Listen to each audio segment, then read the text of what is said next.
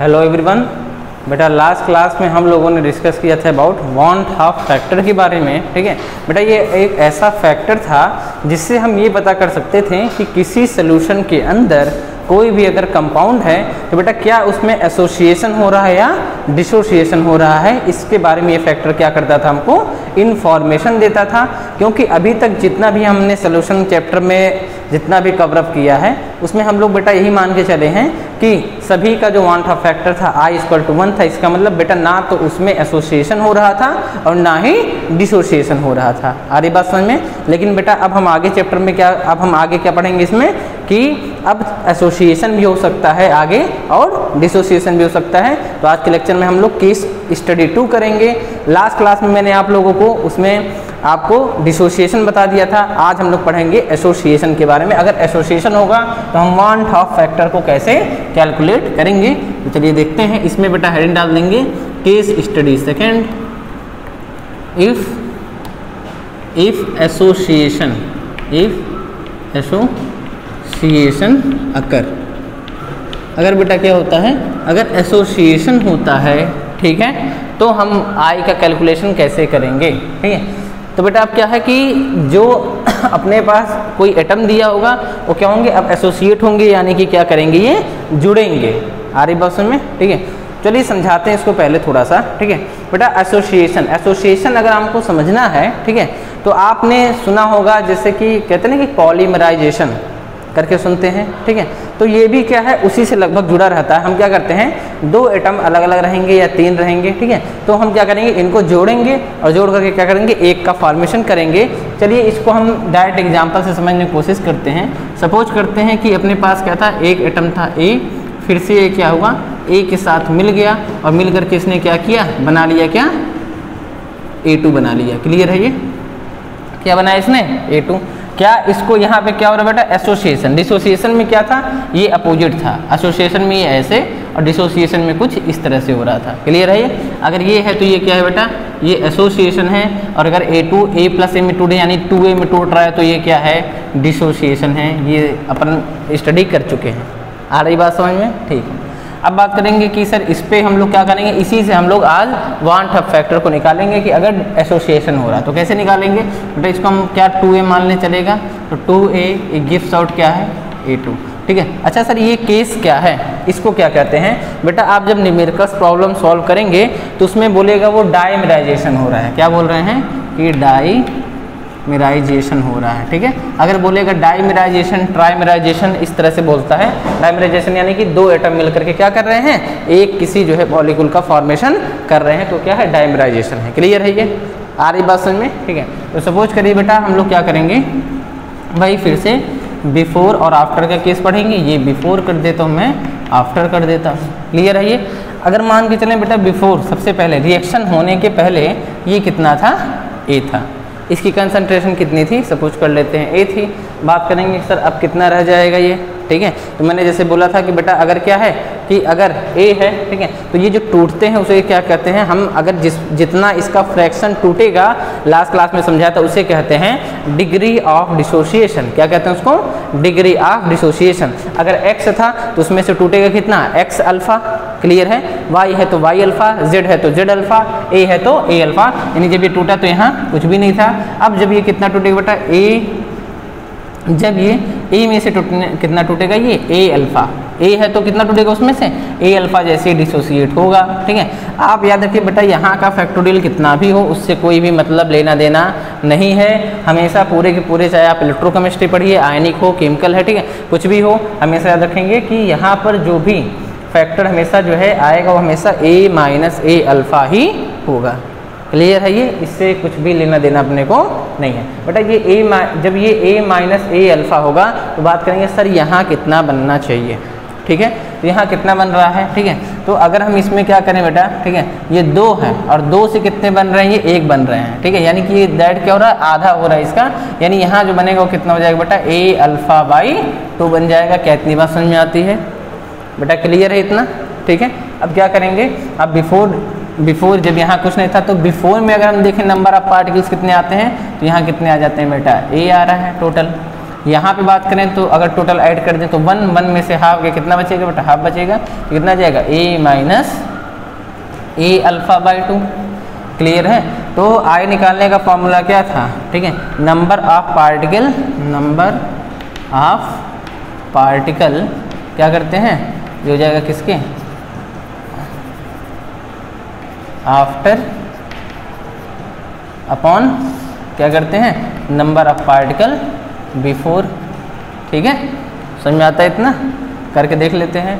ठीक है, number of particle after की बात करेंगे, कितना आ गया बताइए, a minus a alpha by 2 is divided by कितना है, नंबर ऑफ बिफोर कितने बेटा, a बेटा, यहाँ से a कॉमन ले लूँ, चल जाएगा। चलिए देखिए, यहाँ से बेटा a कॉमन ले लूँ, यहाँ कितना बचेगा, 1 माइनस a कॉमन हो गया, कितना हो गया, अल्फ़ा बाई 2, यहाँ कितना हो जाएगा, यहाँ पे अपॉन a बेटा, a से a हो गया, ये क्या कैंसिल, i इक्वल टू कितना आ गया, i इक्वल टू आ गया यहाँ पे 1 माइनस अल्फ़ा बाई 2। क्लियर है क्या, इतना देख सकते हैं इसको, कितना आ गया, 1 माइनस अल्फ़ा बाई 2 आई की वैल्यू। बेटा अगर हम क्या करें, अल्फ़ा इक्वल टू 1 कर दें, वैसे ही देखते हैं, इफ़ अल्फ़ा इक्वल टू कितना कर दिए बेटा 1, तो यहाँ पे अल्फ़ा अगर 1 रखें तो 1 बाई 2। क्लियर है, तो 1 में से हाफ जाएगा तो कितना आएगा बेटा, हाफ आ जाएगा, तो आई इक्वल टू कितना आ जाएगा, 1 बाई 2 आ जाएगा। क्या इतनी बात समझ में आती है, क्लियर है इतना, ठीक है, तो बढ़ा दें आगे इसको। ठीक है, चलिए, तो बेटा ये यहाँ तक जो है अपने कैलकुलेट कर लिया। तो ये कब था, जब कंडीशन कैसी थी, डाइमेराइजेशन थी। जब ये किसकी है, डाइमेराइजेशन की।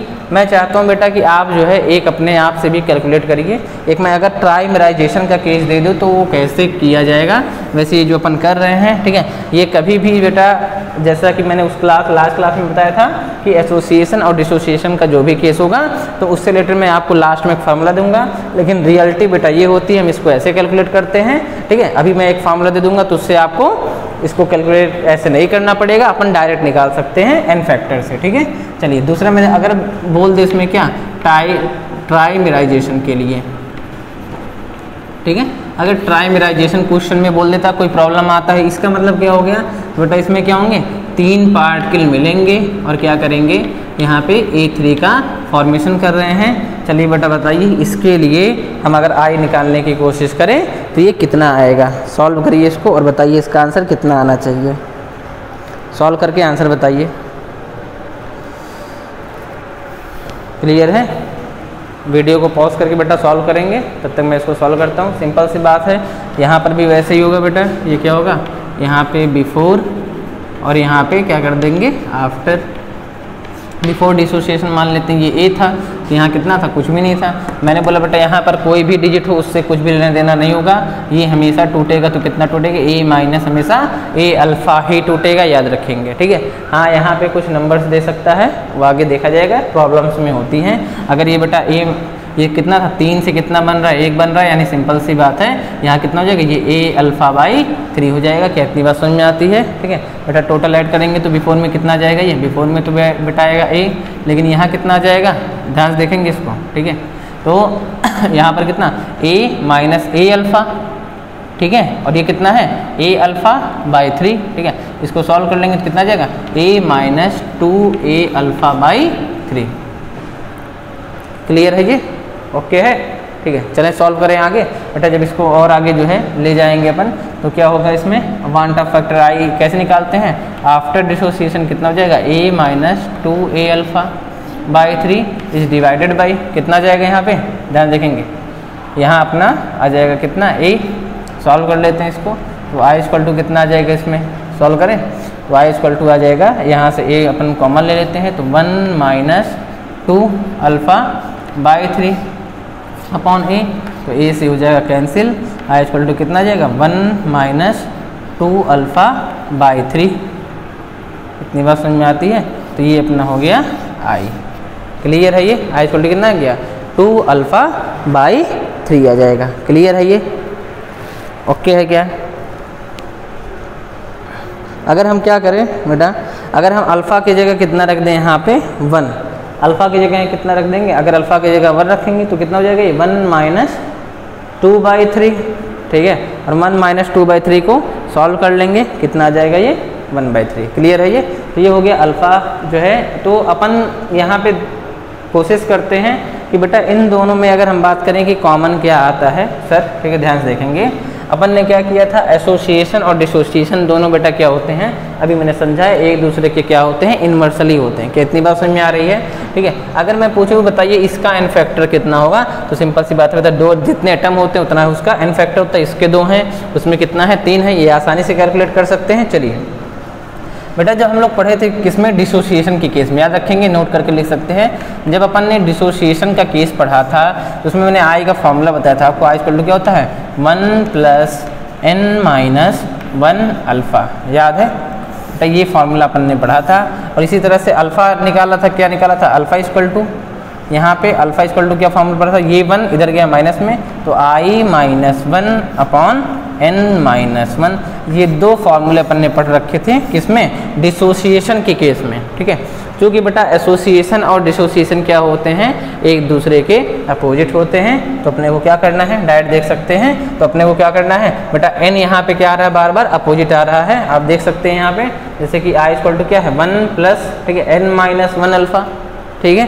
तो क्या होता है यहाँ पे, n जो फैक्टर है बेटा, यहाँ पे क्या है आप देख सकते हैं, यहाँ अपोजिट में आ रहा है। किस में आ रहा है, ये अपोजिट में आ रहा है। तो यहाँ भी क्या कर देंगे, इसको अपोजिट में कर देंगे। फार्मूला क्या हो जाएगा, अगर केस है अपना किसका, एसोसिएशन का, किसका है ये, अगर एसोसिएशन हो रहा है तो बेटा अपने को जैसे ये अपन ने जो किया है इसको बेटा करने की ज़रूरत बिल्कुल नहीं है। अपन इसमें जो है डायरेक्ट क्या करेंगे, इन फार्मूलों को अप्लाई करेंगे और डायरेक्ट क्या करेंगे, इसका आंसर निकालेंगे। आई अगर आपको निकालना है एसोसिएशन के केस में बेटा, आई कैसे निकालेंगे, 1 + ये n है, इसको क्या कर देंगे 1/n-1 अल्फ़ा कर देंगे बेटा। ये हो गया आपका आई।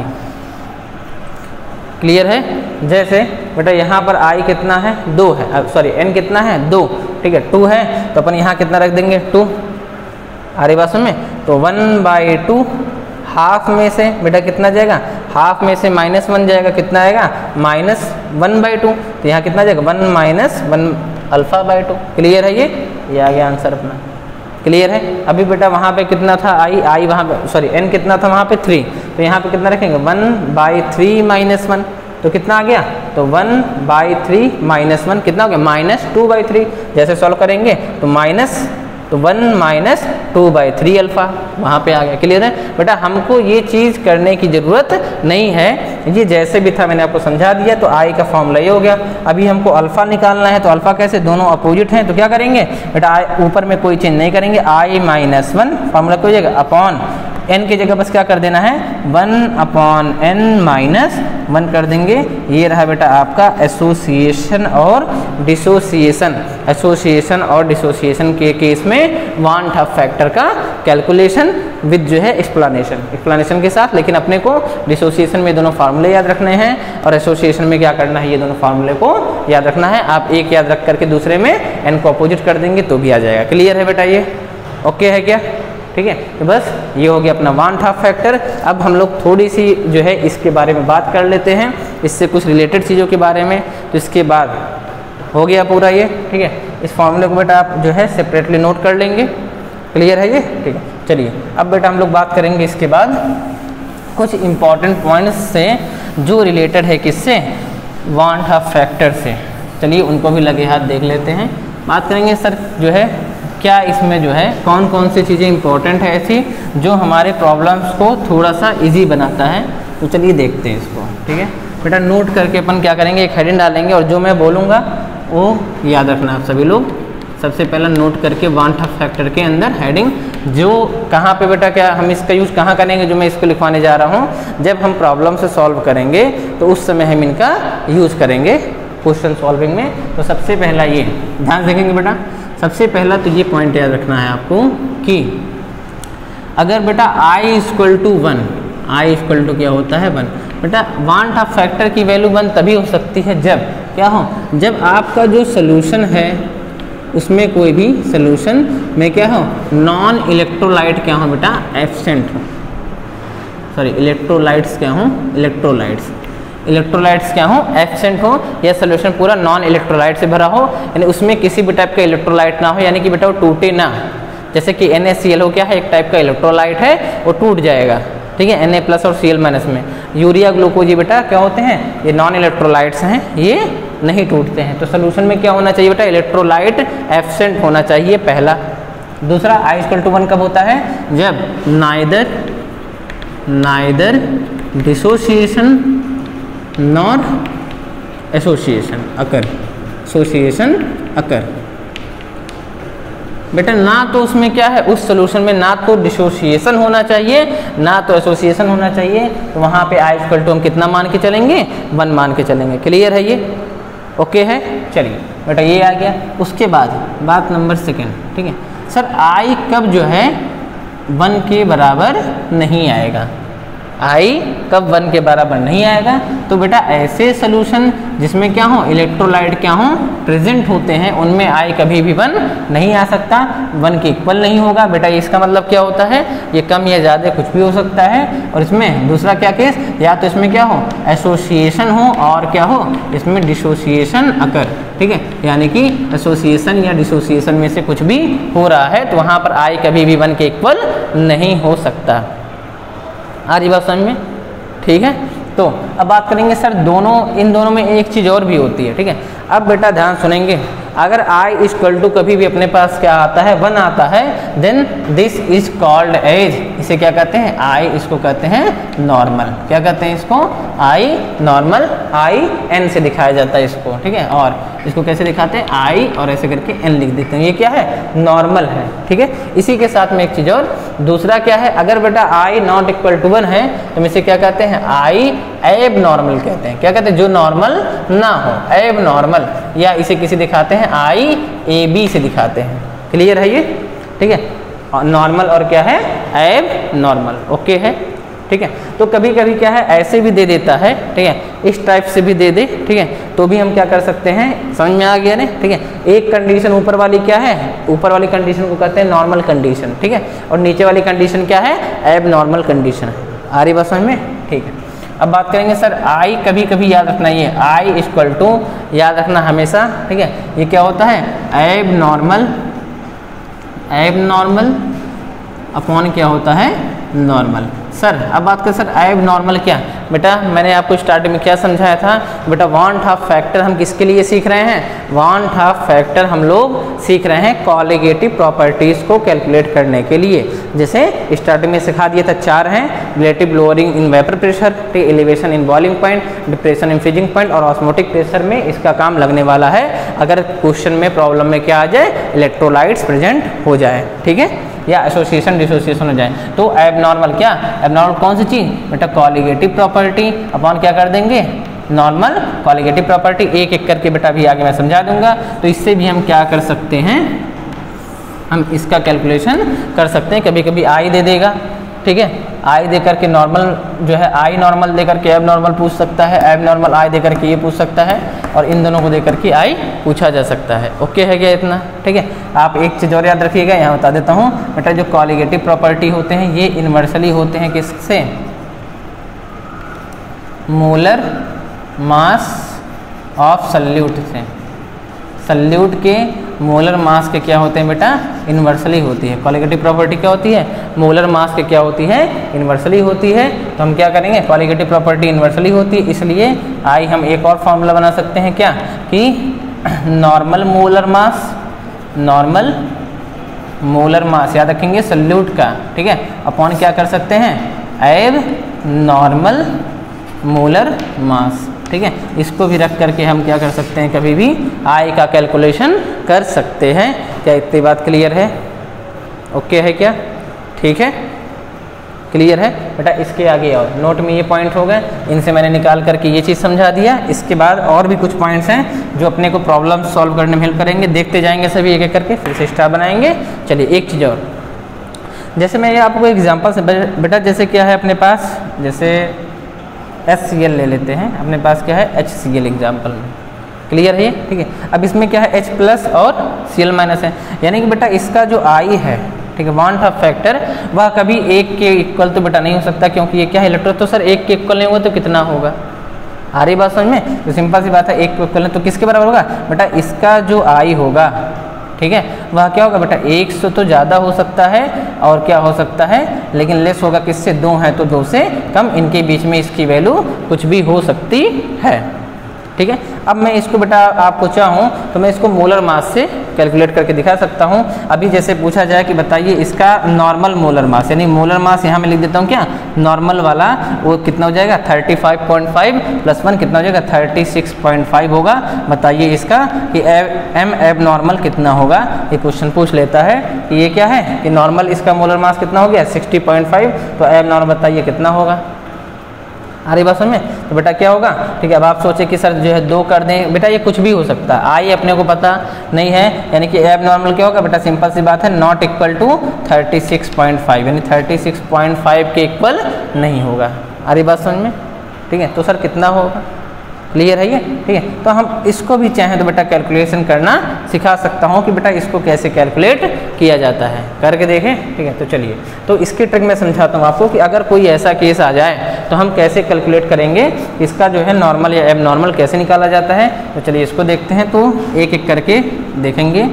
तो सबसे पहला इसके अंदर 2 चीज़ पढ़ाता हूँ। Case number first, if dissociation occur, dissociation occur, बेटा अगर क्या है, अगर आपका डिसोसिएशन होता है, याद रखेंगे, अगर क्या है डिसोसिएशन है तो जो मोलर मास आएगा आपका कौन सा, एब नॉर्मल वाला, कौन सा, एब नॉर्मल वाला, वह हमेशा किससे होगा, याद रखेंगे, जो भी इसका मोलर मास क्या है नॉर्मल वाला है, ये तो बेटा अपन कैलकुलेट कर सकते हैं किसी भी कंपाउंड के लिए, ठीक है। इसको अपन डिवाइड कर देंगे किससे, आई से, याद रखेंगे इसके बराबर या इससे ज़्यादा, और किससे, मोलर मास जितना भी होता है कितना नॉर्मल का, उन दोनों के बीच में जो आएगा वही क्या होगा, एब नॉर्मल। बेटा ये आपको याद रखना है, ठीक है। इससे ज़्यादा और इससे कम इन दोनों के बीच में ही होगा। क्लियर है ये, आ रही बात समझ में। केस नंबर 2, जब भी आपको ऐसे जैसे अभी इसका पूछा जाता है कि बताइए कितना होगा, तो कितना हो जाएगा ये बेटा 36.5 अपॉन आई कैसे निकालेंगे बेटा, फार्मूला रख के n इक्वल टू कितना है यहाँ पे 2 है। अब इक्वेशन से हमको ये पता चल जाएगा, ये प्रॉब्लम से ये पता चल जाएगा n इक्वल टू कितना बेटा 2, ठीक है। तो हम इक्वेशन से ये पता कर लेंगे कि इसमें एसोसिएशन हो रहा है या डिसोसिएशन। अगर एसोसिएशन होगा तो फार्मूला लगाएंगे i = 1 + n - 1 अल्फा, ठीक है। अल्फा अगर दिया है तो ठीक, नहीं दिया है तो 1 मान लेंगे। आ रही बात समझ में। और अगर डिसोसिएशन हो रहा है, ठीक है, अगर एसोसिएशन होगा तो अपना जो है सॉरी उल्टा बोल दिया, डिसोसिएशन हो रहा है, ठीक है, तो अपना i = 1 + n - 1 अल्फा लगाएंगे, और अगर एसोसिएशन हो रहा है तो 1/n वाला फार्मूला लगा लेंगे। क्लियर है ये, ठीक है। और अल्फा उसमें गिवन होगा, नहीं देगा तो 100% मान लेंगे। ओके है, वैसे बेटा ये 100% होगा क्योंकि यह एक स्ट्रॉन्ग एसिड है। क्लियर है ये, ठीक है। तो आई निकल जाएगा, तो जो भी नॉर्मल मोलर मास होगा उसको आई से क्या करेंगे, डिवाइड कर देंगे, उससे ज़्यादा, और नॉर्मल जितना निकाला कितना है अपना 36.5, उससे कम बीच की जो वैल्यू आएगी उसी ऑप्शन को अपन टिक कर देंगे। क्लियर है ये, ओके। चलिए बेटा अब बात कर लेते हैं केस नंबर 2 का। बेटा केस नंबर 2 क्या हो सकता है, चलिए देख लेते हैं कि याद रखेंगे हमेशा कि if association occur, if association occur, अगर क्या होता है बेटा एसोसिएशन होता है, तो याद रखेंगे अगर उस केस में हमको एम एब नॉर्मल पता करना है कितना होगा, तो याद रखना सभी, ठीक है। कैसे निकालेंगे, एक तो ये फार्मूला के बेसिस पे निकाल सकते हैं या फिर अपन ऐसे डायरेक्ट करेंगे। कैसे निकालेंगे, अब इसमें उल्टा कर देना है, ठीक है। एसोसिएशन क्या होते हैं, डिसोसिएशन दोनों एक दूसरे के अपोजिट हैं। तो अब इसकी जो वैल्यू है वह बेटा कितनी होगी, एम नॉर्मल से तो ज़्यादा होगी लेकिन किससे होगी कम, एम नॉर्मल अपॉन आई कर देना, ठीक है। जो भी आई फैक्टर आएगा उसको कैलकुलेट करना मैंने 1/2 फैक्टर सिखा दिया है, इससे अपन एब नॉर्मल और नॉर्मल को कैलकुलेट कर सकते हैं। क्लियर है ये, याद रखेंगे, लेकिन ये किसके लिए है, सॉल्यूट के लिए है। ओके है क्या बेटा, इतना क्लियर है, एक एग्जांपल दे दिए मैंने आपको। ओके है, समझ में आ गया, ठीक है। तो ये हो गया अपना ये, ठीक है। अब इसको बेटा मैं आपको अप्लाई करके दिखाता हूँ कि सर इसका एप्लीकेशन अगर हम बात करें कि सर इसका एप्लीकेशन हम लोअरिंग, जैसे कि क्वालिटेटिव प्रॉपर्टी मैंने पढ़ा रखा है आपको, जैसे उसमें सबसे पहला क्वालिटेटिव प्रॉपर्टी क्या है, relative lowering in vapour pressure, ठीक है। तो सर हम इसको अप्लाई कैसे करते हैं, ठीक है। इसको अप्लाई करने का तरीका क्या होता है, तो इसको बेटा आप इजीली देख सकते हैं कि इसको अपन अप्लाई कैसे करेंगे। जैसे तो इसमें सबसे पहले पे आ जाते हैं, ये सीख चुके हैं सभी, बेटा ध्यान देखें, इसमें सबसे पहले केस पे आ जाते हैं कौन सा, relative lowering in vapour pressure पे अप्लाई कैसे करेंगे। सबसे पहले हेड डालेंगे, ठीक है, relative lowering in vapour pressure, पहले कॉलेज इसको बेटा डिटेल में पढ़ा चुके हैं, ध्यान से देखेंगे। Relative lowering in vapour pressure, ठीक है। अब अगर हम ये मान लें कि सोल्यूशन में क्या है, कोई इलेक्ट्रोलाइट प्रेजेंट है या क्या है, उसमें एसोसिएशन या डिसोसिएशन हो रहा है, ऐसा कोई क्वेश्चन दे दें, ठीक है। तो हम अभी तक क्या करते थे बेटा, फॉर्मूला लगाते थे P naught minus P upon P naught equal to क्या होता था, मोल फ्रैक्शन ऑफ सॉल्यूट, या फिर हम क्या लिख सकते हैं इसको, मोल फ्रैक्शन क्या होता है, उसके बटे टोटल, उसके मोल बटे टोटल मोल, या P naught minus P equal to क्या हो जाएगा, एन बी उसके मोल अपॉन क्या होता है, N A plus N B. एक फार्मूला बेटा अपन ये लगाते थे, आ रही बात समझ में, तो एक ये हो गया और एक दूसरा हो गया। इसी के साथ में मैंने आपको एक और फार्मूला सिखाया था कि P naught minus P upon P equal to क्या होता था, N B upon N A. N A क्या है, एन ए पी नॉट क्या है, vapour pressure of pure solvent, P क्या है, vapour pressure of solution, N B क्या है, moles of the solute, N A क्या है, moles of the solvent, X B क्या है, mole fraction of the solute, ठीक है। बोला था मैंने बी जहां जहां है वो क्या है, सॉल्यूट है, जहां ए है वो क्या है, सॉल्वेंट है। बेटा ये फॉर्मूला बताए थे अपन, क्लियर है। अगर बेटा क्या है, कहीं पर भी क्वेश्चन में अगर बेटा प्रॉब्लम में आपको अगर ये बोल दिया, उसमें ये वर्ड यूज हो गया एसोसिएशन, डिसोसिएशन या इलेक्ट्रोलाइट, ठीक है। अगर इनमें से बेटा कोई वर्ड यूज हो जाए तो अगर हम इस फार्मूले से क्वेश्चन को सॉल्व करेंगे तुरंत बेटा याद रखना गलत हो जाएगा। सर अब क्या करेंगे बेटा, कुछ नहीं करना है, किस में चेंज आएगा बेटा, किस में चेंज आता है, किस में आएगा, अभी समझाया मैंने, सॉल्यूट में। किस में चेंज आएगा, सॉल्यूट में। तो सॉल्यूट में अपनों को क्या करना, आई निकालना, अमाउंट ऑफ फैक्टर निकालना सिखा दिया, एसोसिएशन हो या डिसोसिएशन हो, उसके लिए क्या चाहिए, आई निकालने के लिए अल्फा या तो दिया रहेगा, उसमें दिया रहेगा, नहीं देगा तो 100 अपने को मान लेना है। एन सिखा दिया, जितने नंबर ऑफ पार्टिकल हो, HCl है तो एक H एक HCl 2, आ रही बात समझ में, क्लियर है ये। तो जितने भी रहेंगे उसके अकॉर्डिंग कर लेते हैं इसको। AlCl3 है तो कितने, Al एक, क्लोरीन हो गया 3, 3 है कितने हो गए 4, ठीक है। तो ये सिखा रखा है मैंने। अब क्या करेंगे, तो सॉल्यूट में क्या करेंगे बेटा, I का मल्टीप्लिकेशन करना पड़ेगा। तो यहाँ देख सकते हैं, यहाँ अब ये फार्मूला बेटा यूज करोगे गलत हो जाएगा। इस फार्मूला कैसे यूज करेंगे बेटा, चेंज करेंगे। अब अगर इन तीनों में से कोई केस आ गया, एसोसिएशन, डिसोसिएशन या इलेक्ट्रोलाइट अगर क्वेश्चन में बोल दिया, तो इसमें क्या करेंगे बेटा, ये मोल फ्रैक्शन सॉल्यूट का इसमें मल्टीप्लाई कर देंगे I का, आई निकालना सिखाई दिया है। ये क्या है, ये बेटा सॉल्यूट है, इसमें क्या करेंगे मल्टीप्लाई कर देंगे आई का। ये भी क्या है, सॉल्यूट है, इसमें भी मल्टीप्लाई करेंगे किसका, आई का। ये क्या है, सॉल्यूट है तो इसमें मल्टीप्लाई कर देंगे आई का। बेटा अब ये जो फार्मूला है ये relative lowering in vapour pressure का फार्मूला बन चुका है in case of association, dissociation और इन प्रेजेंस ऑफ इलेक्ट्रोलाइट। अगर इनमें से कोई भी वर्ड यूज नहीं करता तो हमको बेटा इस आई की जरूरत नहीं है। ओके है क्या। तो बस आज की कथा बेटा बस इतनी ही रहेगी। नेक्स्ट क्लास में ठीक है हम लोग बेटा इससे रिलेटेड जो है न्यूमेरिकल्स और जो है इसके आगे की जो कॉलिगेटिव प्रॉपर्टी है, एलिवेशन इन बॉइलिंग पॉइंट, ठीक है, डिप्रेशन इन फ्रीजिंग पॉइंट, इनको जो है आगे स्टडी करेंगे। ओके है, थैंक यू बेटा।